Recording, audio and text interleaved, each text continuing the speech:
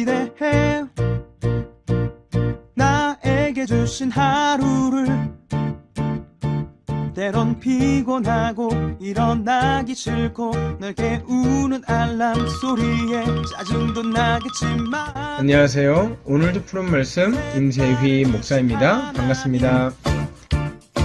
주무시지 않고 나를 지키셨네. 오늘을 나에게 주셨네. 새 말씀 안에 주가 주신 사랑과 은혜와 능. 오늘 하나님께서 우리에게 주시는 말씀은 레위기 6장 6절로 7절까지 말씀입니다. 그는 또 그 속건 제물을 여호와께 가져갈지니 곧 네가 지정한 가치대로 양떼 중 흠없는 순양을 속건 제물을 위하여 제사장에게로 끌고 갈 것이요 제사장은 여호와 앞에서 그를 위하여 속죄한즉 그는 무슨 허물이든지 사함을 받으리라. 아멘. 우리 한국교회가 가지고 있는 문제점 중 하나가 하나님을 너무 사랑한다는 것이다. 저는 그렇게 생각합니다. 이게 무슨 말이냐? 하나님을 너무 사랑해서 하나님만큼 사랑해야 할 우리 이웃들을 사랑하지 못한다는 거예요. 성경은 너무나 분명하게 말씀하십니다. 하나님을 사랑하고 이웃을 사랑해라. 이것이 온 율법과 선지자의 강령이고 또 마땅히 예수 그리스도께서 우리에게 요구하시는 삶이죠. 그렇기 때문에 하나님만 사랑하고 이웃을 향한 사랑이 없다, 이웃을 향한 긍휼함이 없다, 이웃을 향한 배려가 없다, 이것은요 하나님을 사랑하지 못하는 것이나 마찬가지라는 거죠. 어쩌면 우리는 이 하나님이라는 거대하고 거룩한 담론 뒤에 숨어서 이웃을 바라보지 못하고 이웃을 배려하지 못하는지도 몰라요. 이게 한국교회의 문제일지도 모른다는 거죠. 오늘 우리가 읽어본 본문은 속건제에 관한 본문입니다. 속건제가 뭐냐면은 누구에게 해를 가했을 때 또는 누군가의 물질에 피해를 주었을 때 또는 누군가의 신변에 피해를 주었을 때 그것을 배상하는 제사예요. 그 제사를 드릴 때요, 하나님과 이웃에 대한 손해배상이 먼저고 그 다음에 제사를 드릴 수 있게 됐어요. 하나님의 은혜로 퉁치는 게 아니에요. 제사로 끝나는 게 아니에요. 하나님이 제물 받고 그래 용서한다, 그걸로 끝, 이렇게 되는 제사가 아니었다는 거죠. 하나님께 예물을 드리기 전에 형제에게 배상해야 할 것이 있으면 먼저 하고 또 그와 화해하고 용서를 구하고 그 관계가 잘 마무리된 후에 하나님께 예물을 드리라. 이것이 바로 속건제의 정신인 것입니다. 사랑하는 여러분, 예수 그리스도께서 우리를 위해서 십자가를 짊어지셨어요. 우리의 모든 죄를 용서하셨단 말이에요. 우리의 죄가 얼마나 시커멓든지 상관없이, 우리의 죄가 얼마나 크든지 상관없이 예수님께서 우리의 죄의 문제를 십자가에서 다 해결하셨어요. 그러면은 그 은혜를 받은 우리는 어떻게 살아야 돼요? 다른 사람들을 예수 그리스도의 사랑으로 예수 그리스도가 우리를 용서한 것처럼 똑같이 용서해야 된다는 거예요. 그런데 이걸 잘못 적용하는 사람들이 있어요.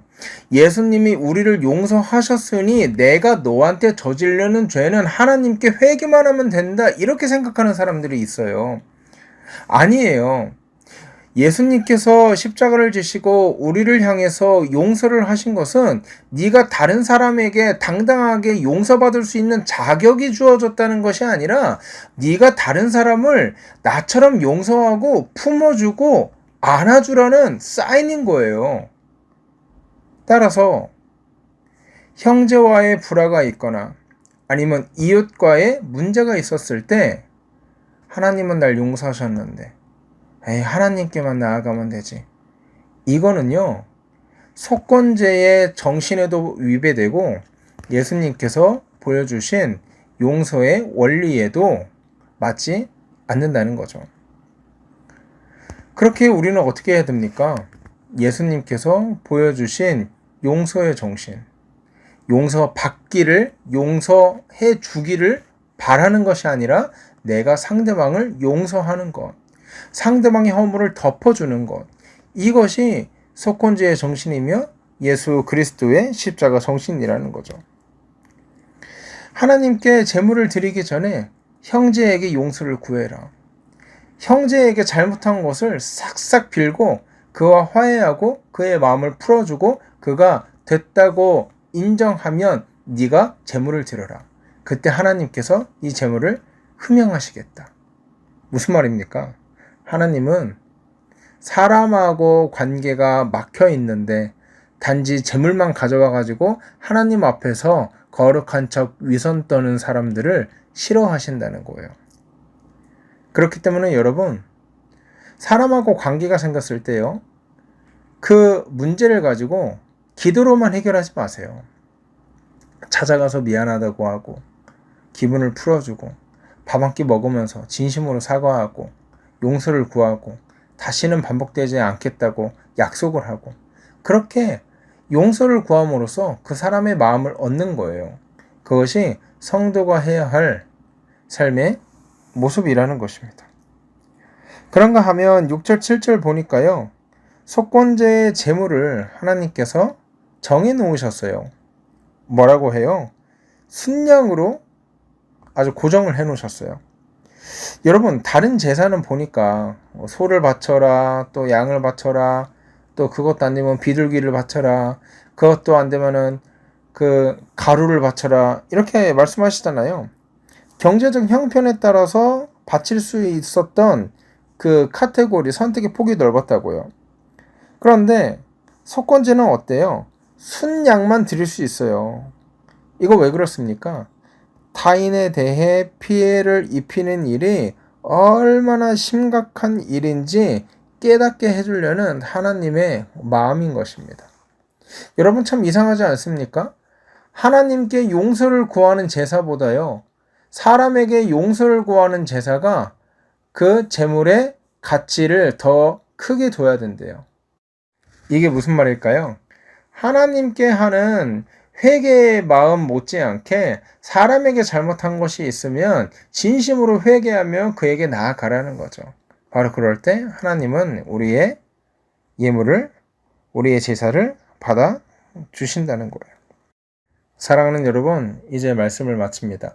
혹시 오늘 설교를 들으면서 내가 용서를 구해야 할 사람이 생각나거든, 그것을 하나님께서 주시는 마음으로 알아들으시고 전화를 하시든 문자를 하시든 만나시든 그에게 진심 어린 사과를 하고 또 용서를 구해보세요.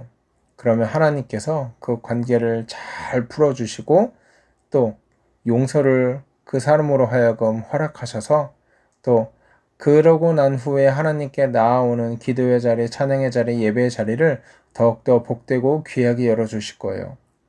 자존심 다 내려놓고 말씀에 순종하고 또 회개와 용서를 구하는 강구로 나아가는 복되고 귀한 성도들 되기를 주의 이름으로 소원합니다. 이 시간 기도하실 때 하나님, 내가 잘못한 것이 있다면, 내가 누군가의 마음을 상처 주고 누군가를 아프게 한 기억이 난다면 하나님, 그에게 용서를 구할 수 있는 마음을 허락해 주십시오. 용기를 주십시오.